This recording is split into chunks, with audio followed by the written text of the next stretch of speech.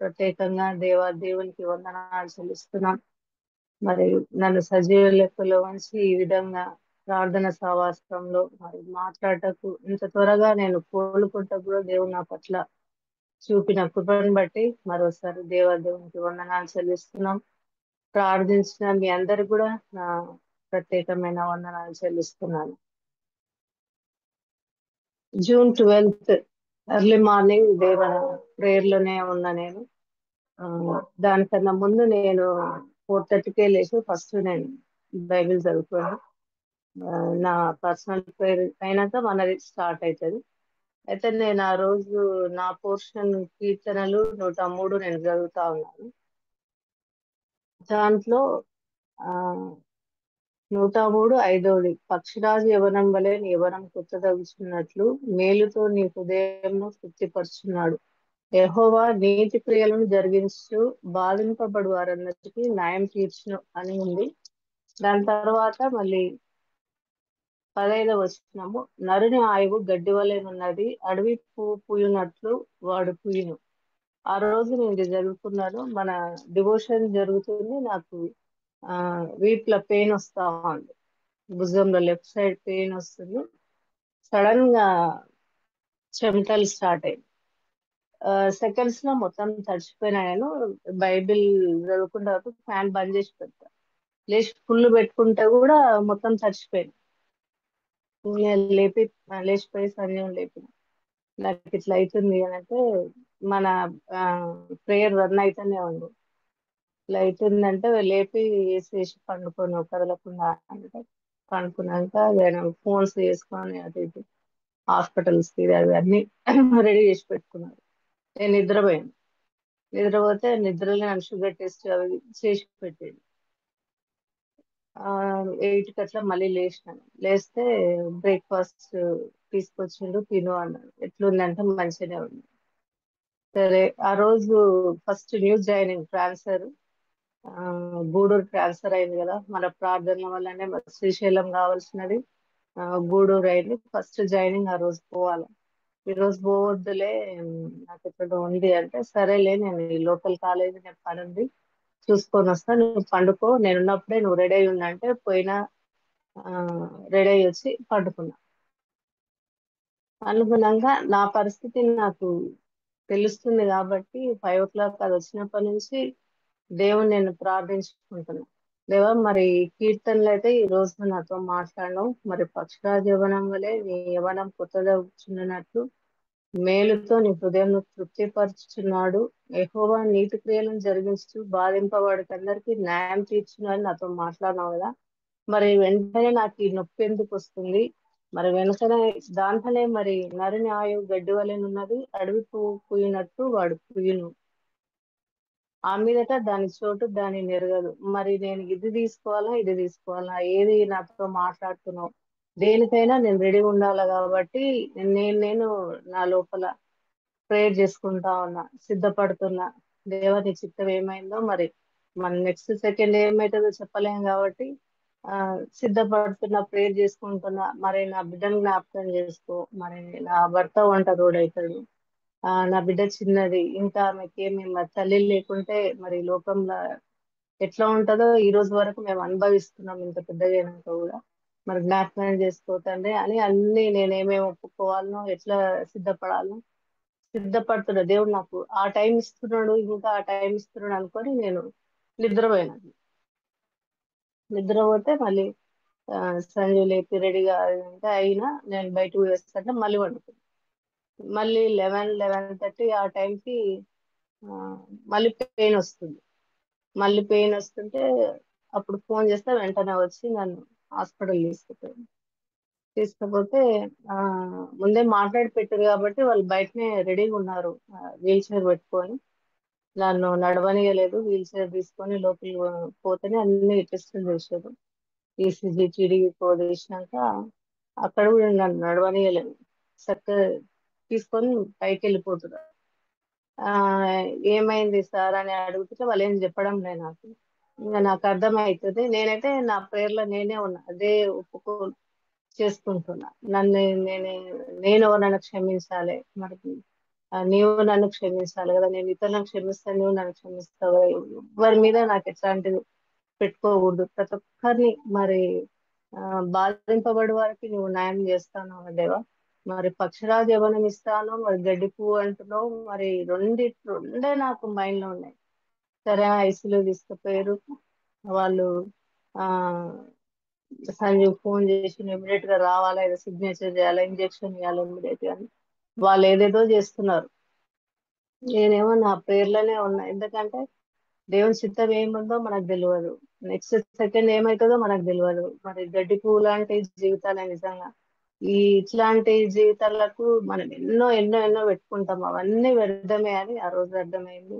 Staff అంతా నా చుట్టూ ఉన్నారు, చాలా కష్టపడ్డారు, మంచి ట్రీట్మెంట్ ఇచ్చారు. అది దేవుని కృప అని ఆ ఆ రోజంతా ఆ ఎమర్జెన్సీ నుంచి దాని నుంచి ఆ, బయటపడినాను. హై షుగర్ అయింది, దానికి వాళ్ళు ఇన్సులిన్ ఇచ్చేది కంట్రోల్ చేసారు. ఆ రోజు థర్స్డే, జూన్ 12, థర్స్డే బాగా గుర్తుంది. నా మైండ్ ఒకటే, ఈ రోజు మన స్త్రీలు కూడుకుంటారు, ప్రార్థన చేస్తారు, నా కోసం తప్పకుండా ప్రార్థన చేస్తారు. మా పాప వచ్చింది. ఆ ఆమెకు చెప్తున్నా రోజు నైట్, అమ్మా శ్రీశేష్ ఆంటీకి ఫోన్ చేయి, ప్రేయర్ చేయమను. ప్రేయర్ చేయమని విషయం ఇది మరి చేసిందా లేదా నాకు తెలియదు. అప్పటికే అందరికి తెలిసిపోయింది. ఆ నైట్ నా స్త్రీలు ఖచ్చితంగా నా కోసం దేవుని దగ్గర మొరపెట్టుకుంటారు. ఆ టైంలో నేను 8 to 9 నా పక్కనే బైబిల్ ఉంది, ప్రేయర్ అయితే నేను చేసుకుంటున్నాను. ఇంకా నైట్ అంతా నాకు ఆ, గుర్తులేదు. మళ్ళీ ఎర్లీ మార్నింగ్ లేచినాక ఆ, నాకు 2 sides ఇంజెక్షన్స్ పోతా ఉన్నాయి, బాటిల్స్ ఎక్కుతా ఉన్నాయి. ఆ, ఏమైందో నాకు తెలియదు. మరి ఎందుకు నాకు వీళ్ళకి కనీసం నాకు ఆక్సిజన్ కూడా పెడతలేరు అనుకుంటున్నాను నేను. మరి సడన్ గా ఊపిరి ఇదైతే ఏమైతుంది అంటే అట్లాంటి అవకాశం ఏమి రాలేదు. దేవుని దయ వల్ల మార్నింగ్ అంతా సిస్టర్స్, మరి ఆ జూనియర్ సిస్టర్స్, నా ఎంబడి సువార్తకు వచ్చే పిల్లలు ఉన్నారు. వాళ్ళు ఇక నన్ను ఆ, కనిపెట్టుకొని ఉన్నారు అనమాట, పక్కకు కూడా జరగకుండా ఆంటీని చూసుకోవాలా అని కనిపెట్టుకొని ఉన్నారు. ఎర్లీ మార్నింగ్ 4 o'clock మళ్ళీ మేలుకి వచ్చింది. నా పక్కన నా బైబిల్ తీసుకొని నేను యథావిధిగా చదువుకుంటున్నాను. సిస్టర్స్ అంతా వచ్చి ఇట్లా చూస్తున్నారు, అరే ఆంటీ ఈ పరిస్థితుల్లో కూడా బైబిల్ చదువుకుంటున్నారు ఎంత బాగా అని.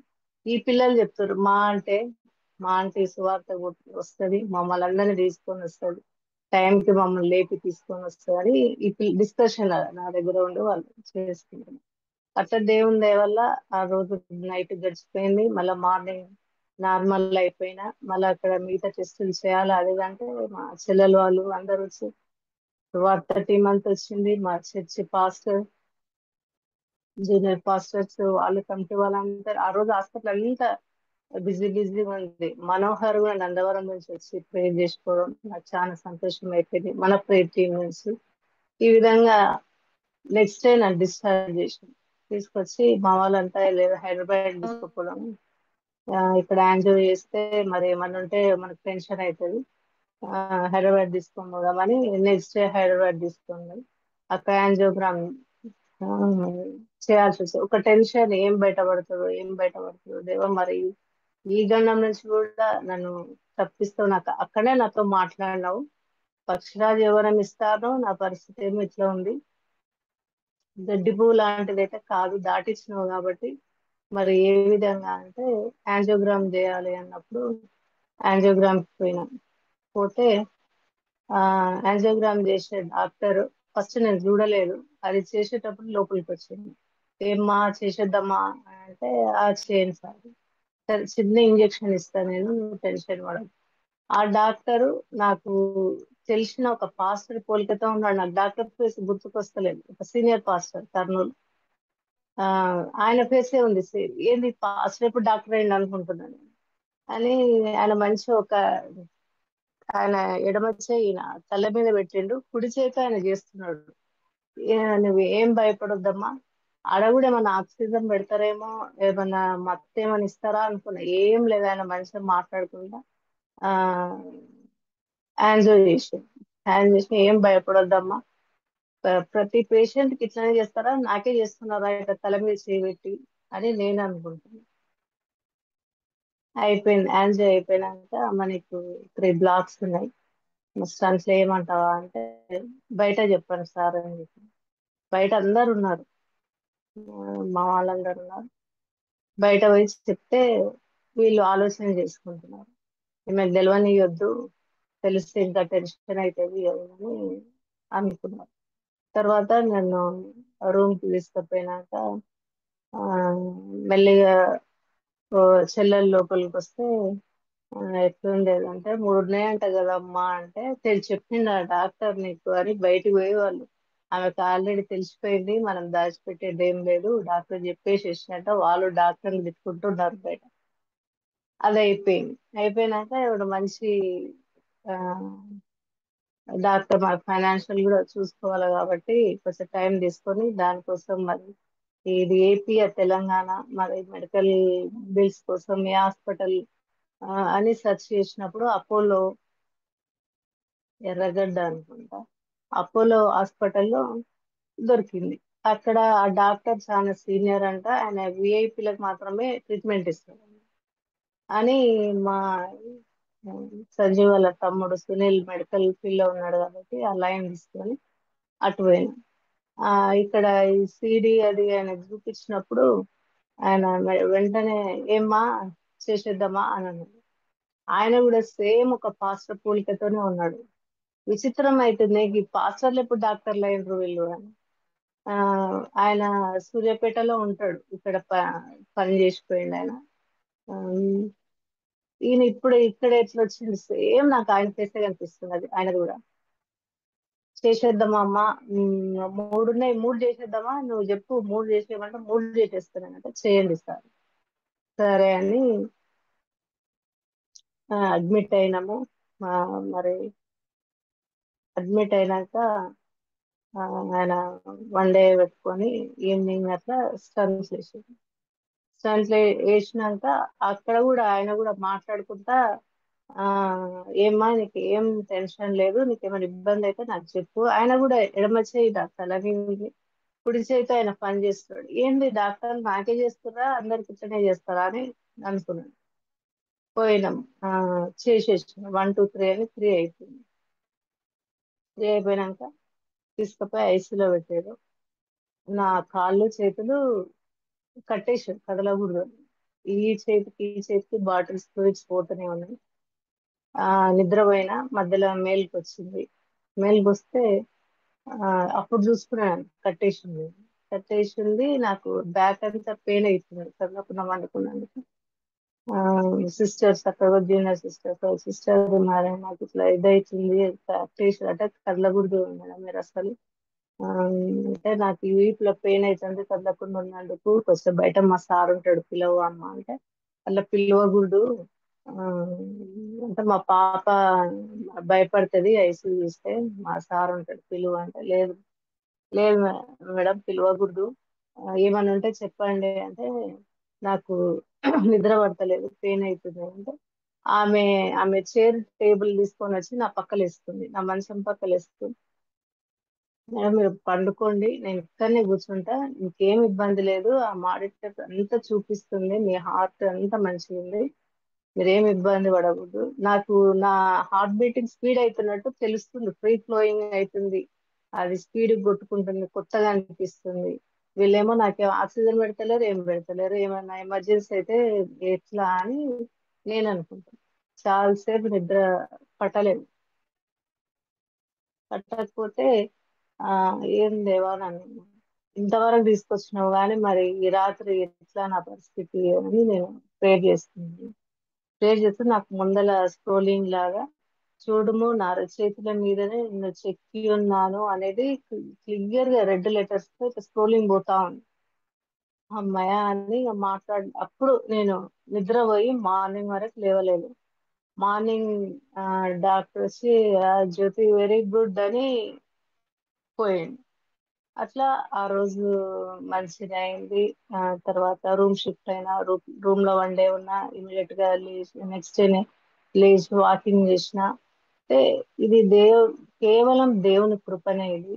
ప్రార్థనలు, మీ అందరి ప్రార్థనలు, మీ ప్రార్థనలు, ఇక్కడ చర్చి ప్రార్థనలు, మా సువార్త టీం చిన్న పిల్లలతో పాటు అందరు హాస్పిటల్కి వచ్చి పిల్లలు అయితే ఏడుస్తున్నారు. నేను ప్రేర్ చేస్తున్నామా అంటే మేము ప్రేర్ చేస్తున్నాం, మీరు భయపడొద్దు.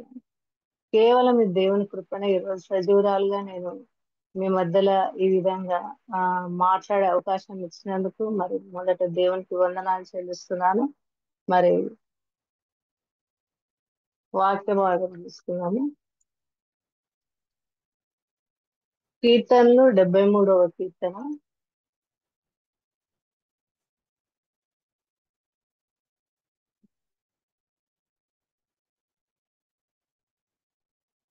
ఆసాపు కీర్తన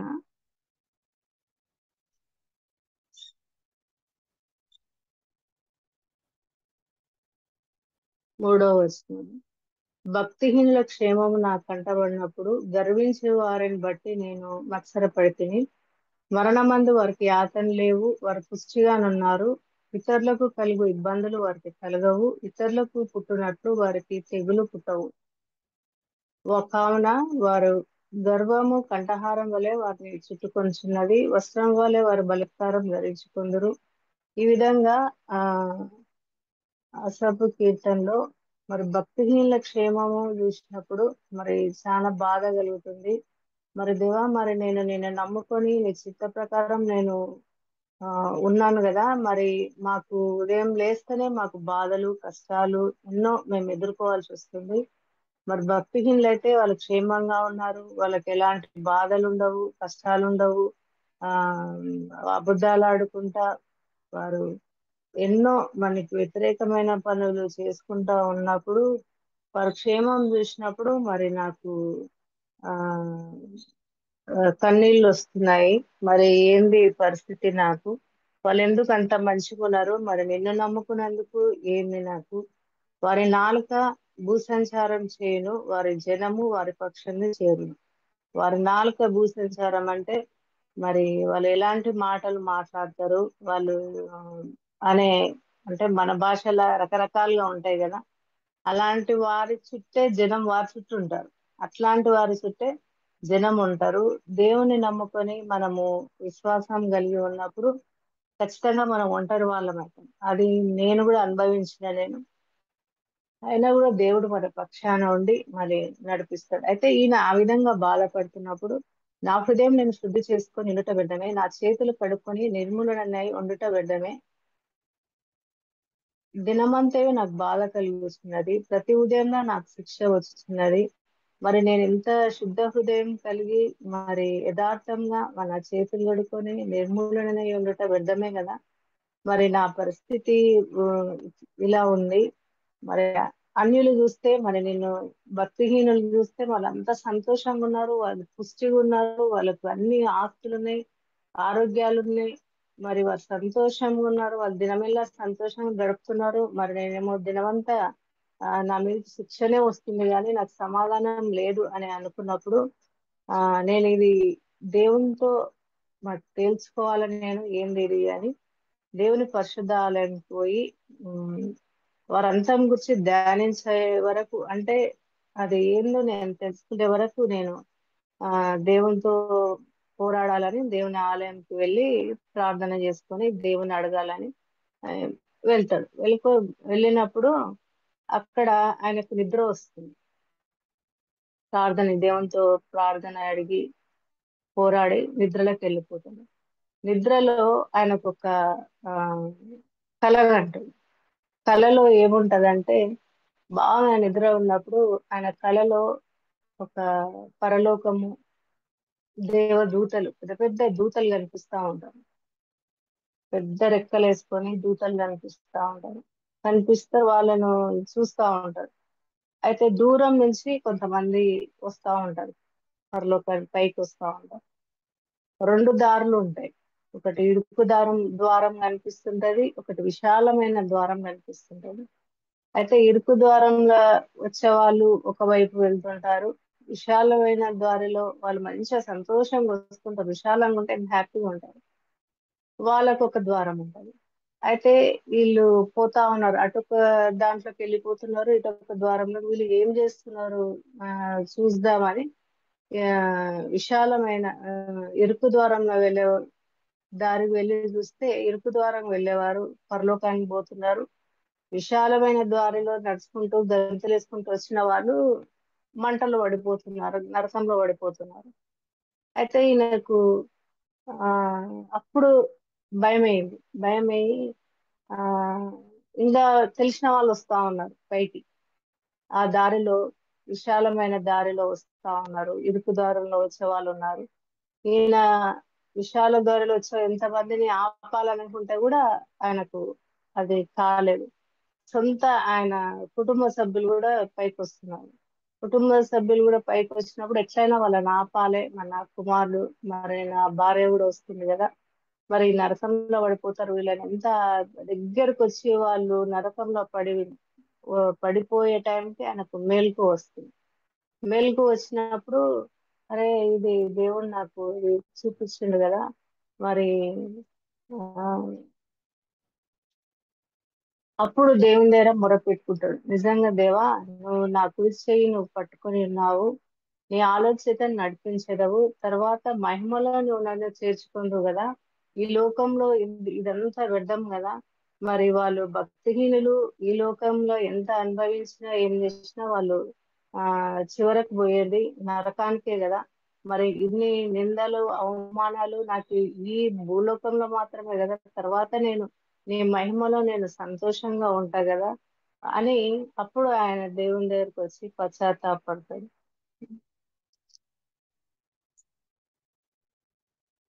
అందుకే మనం ఈ లోకంలో ఎన్నో కష్టాలు మన నీతిగా మన దేవుని పక్షాన మనం నిలబడి ఏదైనా మనం చేయాలనుకున్నప్పుడు మనకు వ్యతిరేకత తప్ప మనకు సహకరించే వాళ్ళు ఉండరు. ఆ ఎందుకంటే సాతానికి ఐక్యత ఉండడం ఇష్టం ఉండదు.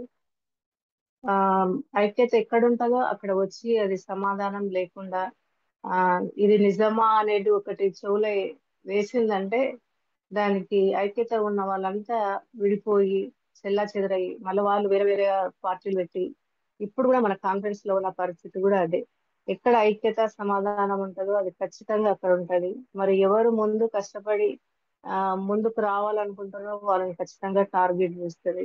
మరి ఇప్పుడున్న పరిస్థితులలో కూడా మనం ఎంత ప్రార్థనలో పూర్వకంగా మరి ఐక్యత జరగాల, సమాధాన పడాలని ప్రయత్నించినప్పుడు అందరు సంతోషంగా ఒప్పుకున్నాను, మరి సాతానికి అది ఇష్టం ఉండదు కదా. అది ఒక్కొక్కరితో మరి ఏ విధంగా ఆ ప్రయత్నాలు చేస్తుంది అవన్నీ మనం చూస్తా ఉన్నాం. అయినా మనం దేవుని నమ్ముకున్న మనము చివరి వరకు నమ్మకంగా మరి దేవునితో మనం ఉండాలా, మన ప్రార్థనలు కొనసాగించాలి, అందరి గురించి ప్రార్థించాలి. మరి ఈరోజు సజీవులుగా ఉన్నామంటే అది దేవుని కృప. ఆ కేవలం దేవుడు మన పట్ల చూపిస్తున్న కృపనే.